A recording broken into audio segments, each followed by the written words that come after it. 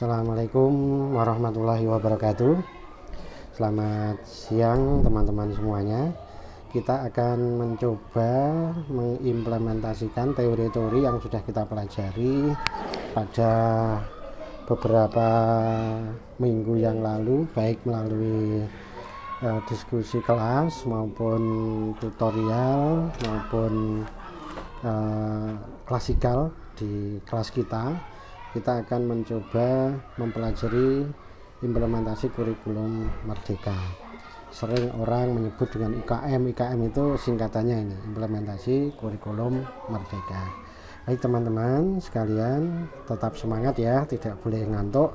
Simak video ini sampai selesai, tidak lama insya Allah. Nah, riwayatnya ini, kurikulum merdeka itu diberikan sebagai opsi tambahan bagi satuan pendidikan untuk melakukan pemulihan pembelajaran dari 2022-2024 setelah 2 tahun berada di masa pandemi. Nah, kalau kita lihat yang merah ini itu adalah tahun sebelum 2020, itu adalah pra pandemi menggunakan kurikulum 13. Kemudian tahun 2020 dan 2021 itu pandemi datang. Kemudian apa kurikulumnya? Kurikulum yang dipakai untuk SD itu kurikulum 2013, yaitu kurikulum yang dikatakan kurikulum darurat. Kurikulum 2013 yang disederhanakan.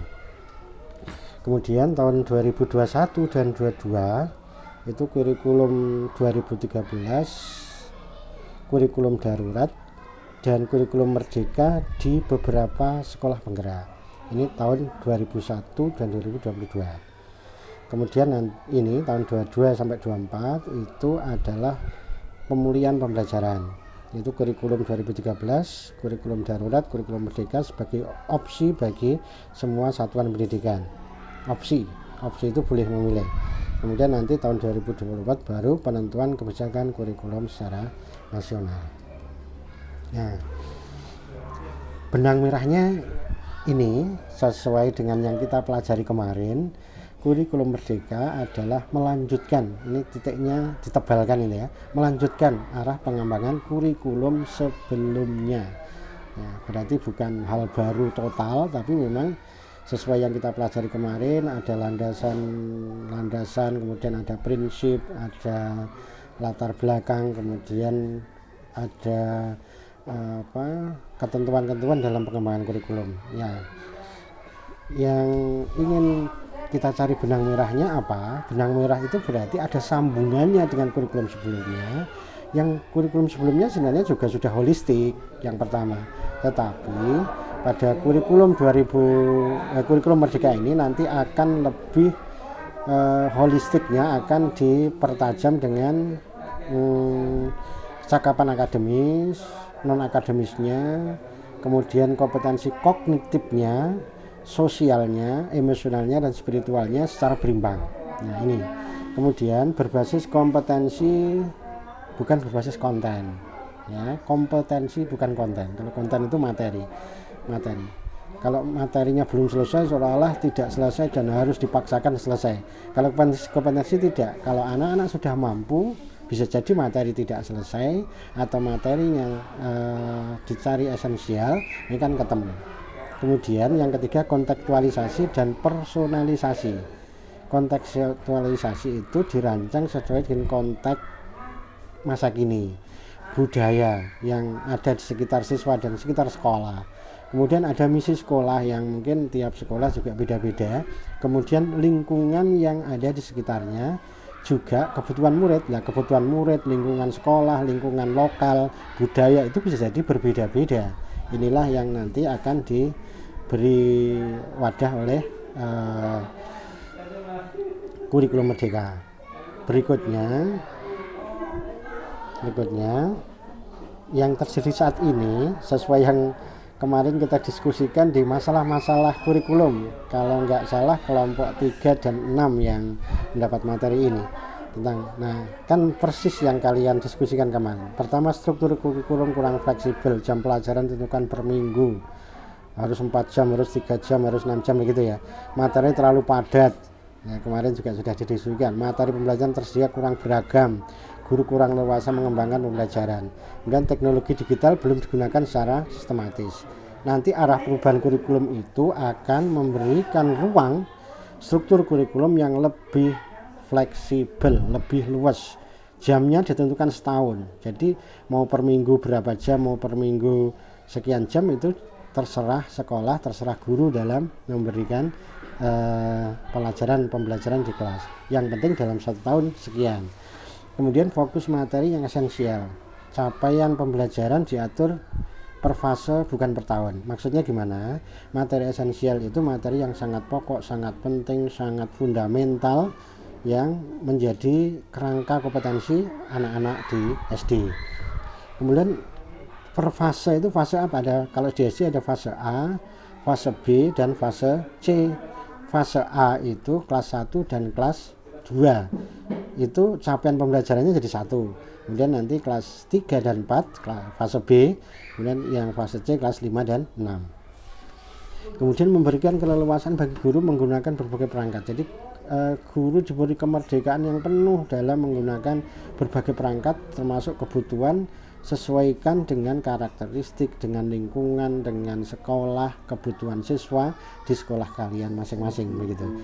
Kemudian aplikasi, nanti di kurikulum ini kita sudah bisa melihat ada aplikasi yang namanya PMM, Platform Merdeka Mengajar, bukan Merdeka Belajar, Platform Merdeka Mengajar, disingkat PMM. Itu guru di sana bisa mencari referensi apa saja di sana ada.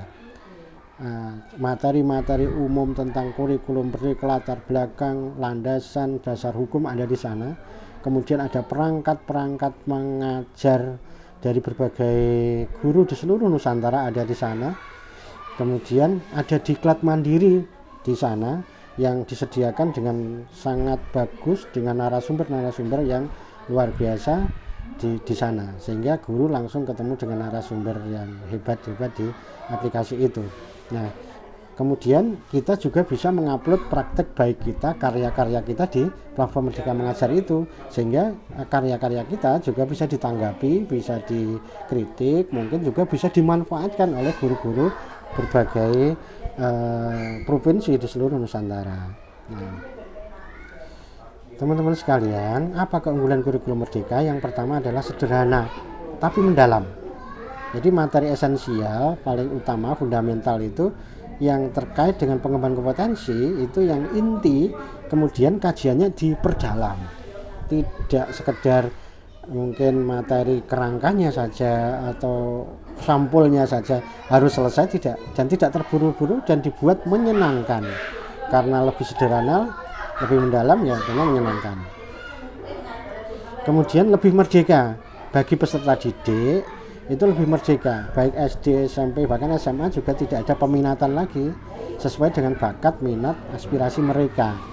Kemudian guru mengajar sesuai tahap capaian perkembangan peserta didik. Guru bebas memilih sesuai capaian, dan bisa jadi dalam satu kelas berbeda capaian perkembangan peserta didik yang pernah kita pelajari di landasan psikologisnya. Bahkan kalian juga mempelajari satu mata kuliah psikologi pendidikan yang nanti akan menjadi pertimbangan guru dalam mengajar.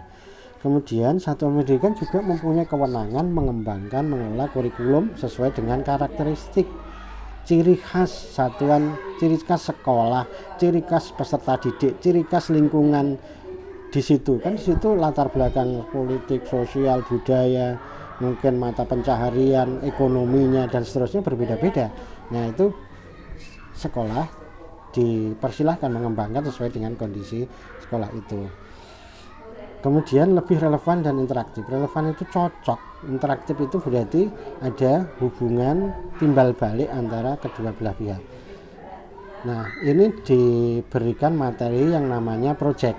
Kalau di kurikulum Merdeka ada 252 untuk anak SD, itu berarti sekitar, kalau coba saya hitung itu sekitar 1 minggunya ada 7 jam pelajaran yang anak-anak langsung praktek project, melakukan sesuatu, membuat sesuatu, praktek sesuatu, eksperimen sesuatu, percobaan sesuatu yang nanti akan kita bahas lebih detail tentang project ini di pertemuan berikutnya.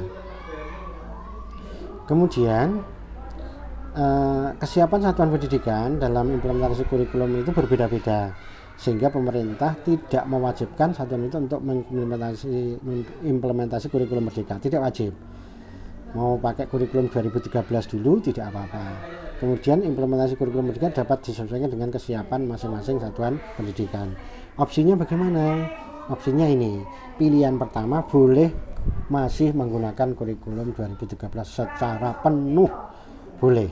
Pilihan kedua kurikulum darurat, itu kurikulum 2013 yang disederhanakan juga boleh.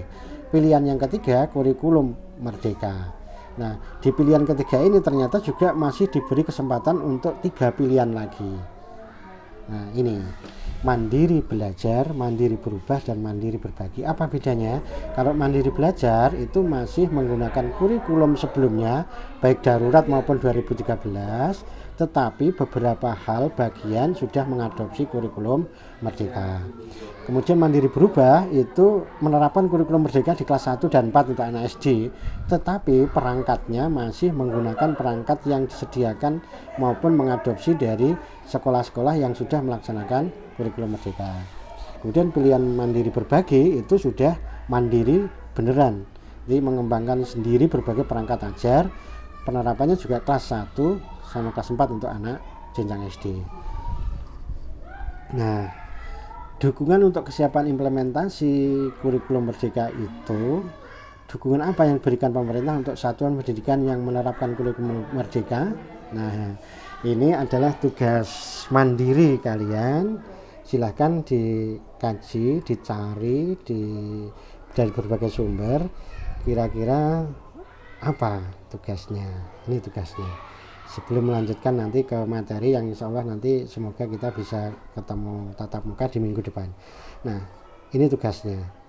Dapatkah saudara-saudara sekalian memperkirakan dukungan apa, baik berupa kebijakan maupun teknis yang diberikan satuan pendidikan yang harus disiapkan pendidik atau guru dalam implementasi kurikulum merdeka. Sampai di sini dulu.